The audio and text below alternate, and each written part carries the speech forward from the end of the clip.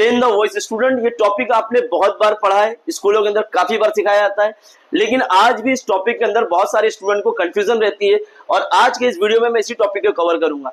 Actually student, ज्यादातर grammar सीखते हुए हम एक गलती करते हैं और वो गलती क्या है, हम ग्रामर सीखते वक्त हमारा जो पूरा फोकस होता है वो होता है कि ये पर्टिकुलर ग्रामर कितने मार्क्स का आएगा। यहाँ तक कि स्कूलों में भी यही बताया जाता है कि ये ग्रामर, वो ग्रामर का कोई भी टॉपिक हो, डजंट मैटर, वो चेंज द वॉइस है, क्वेश्चन टैग है, अफर्मेटिव है, नेगेटिव है, असर्टिव, एक्सक्लेमेटरी, हमारा जो फोकस होता है वो इसी बात पे होता है कि ये पर्टिकुलर ग्रामर हमारे एग्जाम में कितने मार्क्स का आएगा। और उसको सीखते वक्त हम मार्क्स ही ध्यान में रखते हैं और फिर होता क्या है, एग्जाम के लिए हम उसको सीख लेते हैं और एग्जाम खत्म होने के बाद हम फिर भूल जाते हैं। हम शुरू से ही ग्रामर सीखना स्टार्ट करते हैं, 10वीं 12वीं तक आते आते हम ग्रामर सीखते ही रहते हैं। उसकी एक वजह यह है, आप लगातार इतने सालों से ग्रामर सीख रहे हैं लेकिन आपके दिमाग में वो चीजें नहीं जाती। उसका सबसे बड़ा रीजन यही है स्टूडेंट कि कभी भी ग्रामर को आपने अपनी रोज की लाइफ से जोड़कर सीखा ही नहीं। आपने कभी ये सोचा ही नहीं कि ग्रामर का हमारी रियल लाइफ में क्या यूज है। चेंज द वॉइस सीखने के बाद मेरी इंग्लिश में कितनी इंप्रूवमेंट आएगी, या क्वेश्चन टैग जानने के बाद मेरी इंग्लिश में कितनी इंप्रूवमेंट आएगी, स्पोकन इंग्लिश में चेंज द वॉइस का क्या रोल है, यानी इसको सीखने के बाद मेरी राइटिंग स्किल कितनी इंप्रूव हो जाएगी। यानी इंग्लिश इंप्रूवमेंट के पॉइंट ऑफ व्यू से हमने ग्रामर कभी सीखा ही नहीं, हमने तो हमेशा मार्क्स के हिसाब से सीखा है। तो मैं आज आपको बताऊंगा कि चेंज द वॉइस का यूज आप अपनी रोज की लाइफ में कैसे कर सकते हैं और कैसे इसको सीख कर आप अपनी इंग्लिश को इंप्रूव कर सकते हैं, अपनी राइटिंग स्किल को इंप्रूव कर सकते हैं, अपनी स्पोकन इंग्लिश को इंप्रूव कर सकते हैं। तो चलिए स्टूडेंट शुरू करते हैं। हमारा टॉपिक है change the voice. Change the voice के अंदर जैसा कि आप सब जानते हैं, दो वॉइसेस होते हैं, active voice and passive voice. अब ये दो वॉइस में एक्टिव वॉइस जो होता है, इसका स्ट्रक्चर होता है सब्जेक्ट, वर्ब एंड ऑब्जेक्ट।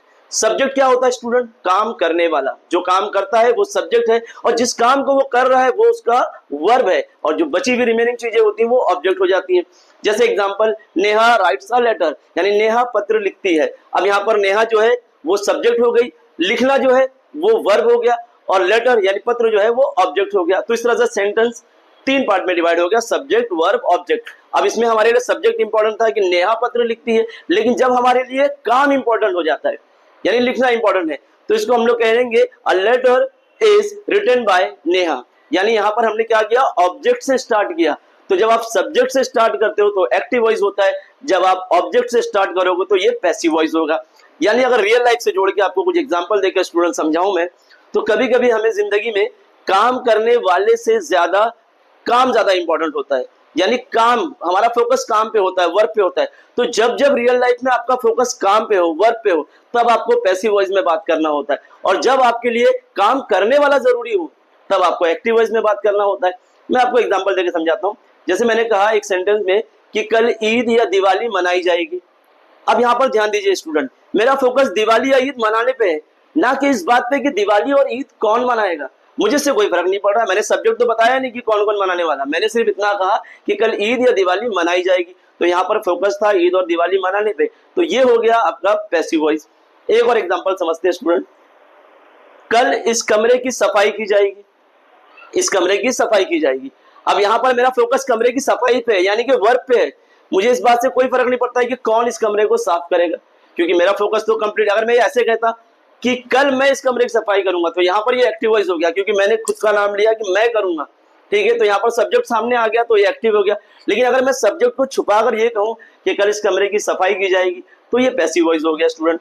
ऐसे और भी सेंटेंसेस है, जैसे अगर मैं एक सेंटेंस आपको एग्जांपल दूं कि जेल में कैदियों को बासी खाना दिया जाता है। मान लीजिए एक सेंटेंस है कि जेल में कैदियों को बासी खाना दिया जाता है, तो यहाँ पर खाना देने वाला कौन है, मैंने उसका नाम लिया, सब्जेक्ट का नाम लिया नहीं लिया। यानी मेरे लिए सब्जेक्ट इंपॉर्टेंट नहीं था, मेरे लिए ये इंपॉर्टेंट था कि जेल में कैदियों को बासी खाना दिया जाता, तो मेरा फोकस बासी खाना देने पे यानी कि वर्क पे है, ना कि सब्जेक्ट पे कि कौन दे रहा है, डजंट मैटर। अगर मैंने कहा कि कल नेताओं के पुतले जलाए गए, तो यहाँ पर मेरा फोकस जो है वो नेताओं के पुतले जलाने पर है, ना कि इस बात पे कि किसने जलाया। तो कभी कभी हमारे लिए काम बहुत इंपॉर्टेंट होता है, और पैसिव वॉइस का यूज न्यूज वाले बहुत ज्यादा करते हैं, न्यूज़पेपर में इसका इस्तेमाल बहुत ज्यादा होता है।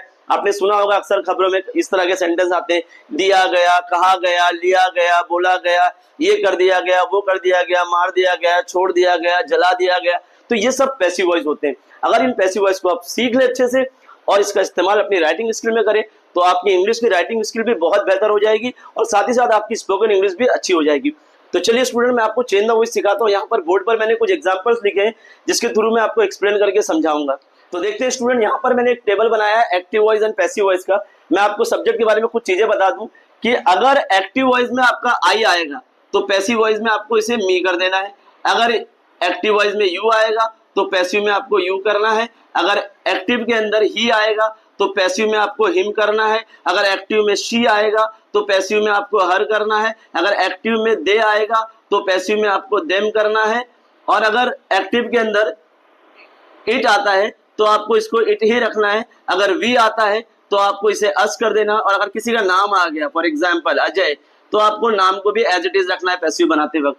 तो ये आप ध्यान रखना, ये सारे मैंने यहाँ पर सब्जेक्ट में क्या चेंज आएगा वो मैंने लिख दिया। यानी अगर आपका सब्जेक्ट एक्टिव में आई है तो पैसिव में वो मी हो जाता है, ठीक है। अगर आपका सब्जेक्ट एक्टिव में यू है तो पैसिव में यू ही रहेगा। लेकिन अगर आपका एक्टिव में सब्जेक्ट ही है तो पैसिव में हिम हो जाएगा। एक्टिव में शी है तो पैसिव में हर। इसी तरह से पूरा टेबल आप देख सकते हैं, इसको आप याद कर लीजिएगा स्टूडेंट। अब यहाँ पर पहला एग्जांपल देखिए आप सब, ही प्लेज क्रिकेट, वो क्रिकेट खेलता है। अब इस सेंटेंस को हम लोग सब्जेक्ट, वर्ब और ऑब्जेक्ट में डिवाइड कर देंगे।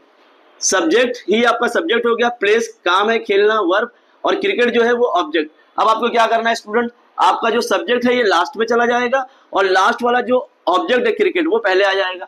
तो इसका आंसर क्या बनेगा, आप क्रिकेट से शुरू करेंगे, क्रिकेट इज,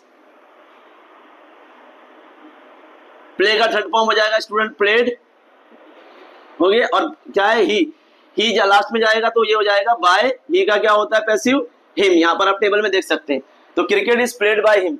अब सवाल ये उठता है यहाँ पर इज कैसे आया, ठीक है। तो याद रखना स्टूडेंट, जब भी वर्ब फर्स्ट फॉर्म में होगा, यानी यहाँ पर प्ले है तो वर्ब फर्स्ट फॉर्म में होगा तो इज लगेगा। और अगर ये प्लेड होता तो यहाँ पर हमें वॉज लगाना पड़ता है हेल्पिंग वर्ब की जगह। और ये जो प्ले का प्लेड हुआ है स्टूडेंट, इस बात पे ध्यान रखना कि एक्टिव में वर्ब का कोई भी फॉर्म आए लेकिन पैसिव बनाते वक्त उसका थर्ड फॉर्म ही लिखना है। याद रखिए स्टूडेंट, एक्टिव में वर्ब का कोई भी फॉर्म आए, पैसिव बनाते वक्त उसका थर्ड फॉर्म ही यूज करना है। एक और एग्जांपल देखिए स्टूडेंट, यहाँ पर ही प्लेड क्रिकेट। अब यहाँ पर प्लेस था ऊपर, नीचे मैंने प्लेड कर दिया, यानी वर्ब के फर्स्ट फॉर्म से सेकंड फॉर्म पे शिफ्ट कर दिया। तो ही आपका सब्जेक्ट हो गया, प्लेड आपका वर्ब हो गया, क्रिकेट आपका ऑब्जेक्ट हो गया। ही लास्ट में जाएगा और लास्ट वाला क्रिकेट स्टार्ट में आ जाएगा। तो क्रिकेट से स्टार्ट करेंगे, क्रिकेट। अब क्या चेंज आएगा इसके अंदर, प्लेड, वर्ब का सेकंड फॉर्म है इसलिए यहाँ क्या लगेगा वॉज, क्रिकेट वॉज। इसका थर्ड फॉर्म क्या होगा, प्लेड का प्लेड ही रहेगा, ओके। ही लास्ट में जाकर के क्या हो जाएगा, बाय हिम। एक्टिव में ही का, अगर एक्टिव में ही है तो पैसिव में हिम हो जाता है, आपको बाय हिम लिख देना है।